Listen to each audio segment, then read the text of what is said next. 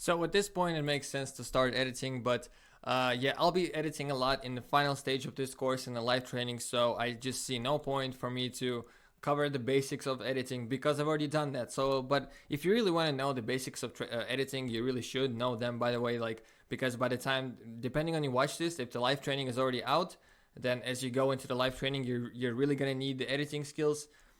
So yeah, you're gonna click here, and it's gonna take you to YouTube to yeah, my full CapCut course, which is available for free. I'll probably add it into school's course as well as a lesson.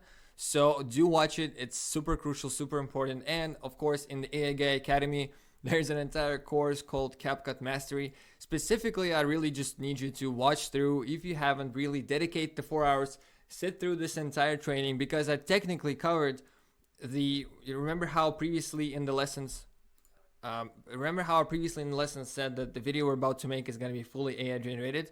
Well, in this course, I essentially also demonstrated how YouTube automation, like the traditional video building process happens, because the video we used here was not only I built it entirely on B-roll, so you can actually kind of see the philosophy and how to build videos using just B-roll from like story blocks, and I also showed some editing techniques with like the character, right? I didn't show how to create the character in this one, but I showed like masking techniques and whatnot. So it's definitely an amazing course, and it's an absolute requirement for you to know editing moving into the final training session of this automation course. So yeah, these two links are going to be right here in Notion. Absolutely mandatory for you to watch them.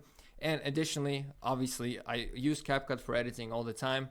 I know CapCut is restricted in some countries. Some of you cannot use CapCut for some reason. So DaVinci Resolve, although I don't really use it, but it's probably the best free to use editing software, professional grade editing software. So and it's just generally speaking one step above CapCut. So if you're really looking to upgrade your editing, feel free to research this tool.